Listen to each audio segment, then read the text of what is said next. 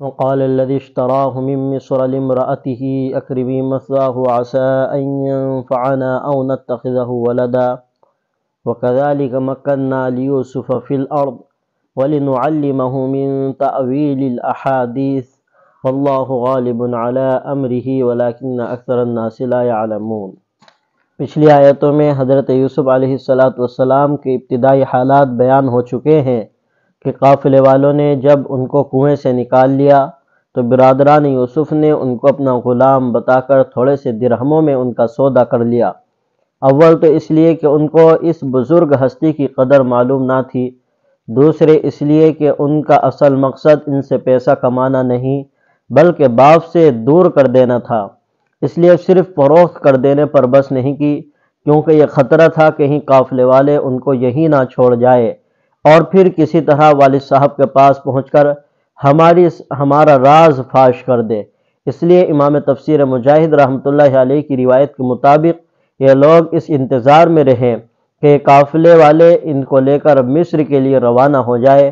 جب قافلہ روانہ ہوا تو کچھ دور تک قافلے کے ساتھ چلے اور ان لوگوں سے کہا کہ دیکھو اس کو بھاگ جانے کی عادت ہے، کھلا نہ چھوڑو بلکہ باندھ کر رکھو۔ اور یہ بات آپ حضرات نے سنی ہے کہ یوسف علیہ السلام کو کنعانی خاندان کا ایک قافلہ جو مدین سے مصر جا رہا تھا بھائیوں سے 20 یا 22 درہم کے عوض خرید کر لے گیا۔ وہاں سے مصر 8 یا 10 دن کی مسافت پر تھا۔ تفسیروں میں 8 دن کی مسافت بھی لکھی ہے اور 10 دن کی مسافت بھی لکھی ہے۔ جب یہ قافلہ مصر پہنچا تو وہاں کے تاجر راستے میں کھڑے تھے کہ قافلہ کہاں سے آیا اور کیا مال لے کر آیا ہے، تاکہ اپنی منڈی یا دکان پر پہنچائے۔ ہر ایک کو اپنی لالچ اور حرص ہوتی ہے۔ انہوں نے دیکھا نہایت خوبصورت لڑکا ان کے ساتھ ہے، پوچھا یہ کون ہے؟ قافلے والوں نے کہا یہ ہمارا غلام ہے، اس کو بیچنا ہے۔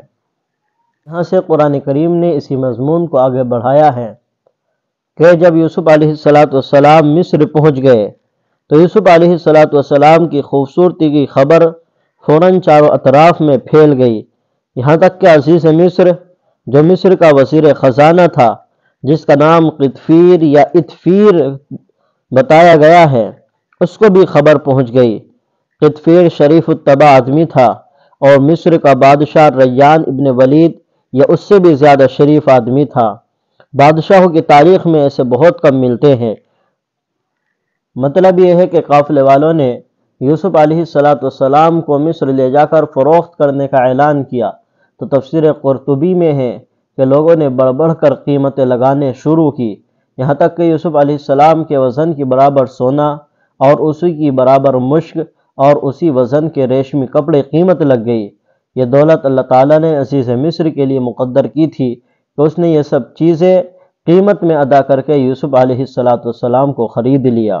فرمایا اللہ تعالیٰ نے وقال الذي اشتراه من مصر لامرأته أكرمي مثواه عسى أن ينفعنا أو نتخذه ولدا۔ عزیز مصر نے اپنی بیوی سے کہا، جس کا نام اکثر تفسیروں میں زلیخا آتا ہے اور بعض میں راحیل بھی لکھا ہے اور بعض میں راعیل عین کے ساتھ بھی لکھا ہے۔ اکرمی مثواہ، اچھا کرنا اس کا ٹھکانہ، رہنے کے لیے اچھا کمرہ اور اس کی خوراک اور لباس کا خیال رکھنا۔ عسیٰ ان ینفعنا، قریب ہے کہ یہ ہمیں نفع دے۔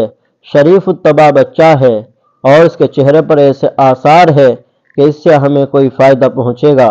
او نتخذہ ولدا، یا اس کو ہم اپنا بیٹا بنا لیں گے۔ کہتے ہیں عزیز مصر کی شادی کے بعد کئی سال گزر چکے تھے، اولاد نہیں تھی۔ اولاد دینا نہ دینا اللہ رب العزت کے قبضے قدرت میں ہے۔ قرآن پاک میں اللہ تعالیٰ نے ارشاد فرمایا یَهَبُ لِمَن یَشَاءُ إِنَاثًا وَيَهَبُ لِمَن یَشَاءُ الذُّکُورَ، رب تعالیٰ جس کو چاہتا ہے بیٹیاں دیتا ہے اور جس کو چاہتا ہے بیٹے دیتا ہے۔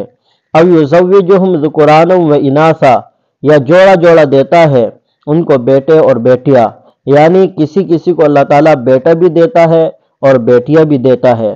وَيَجْعَلُ مَن يَشَاءُ عَقِيمًا، اور بناتا ہے اللہ تعالیٰ جس کو چاہے بانجھ، یعنی جس کو چاہے اللہ تعالیٰ اولاد سے محروم رکھتے ہیں، اولاد عطا نہیں فرماتے۔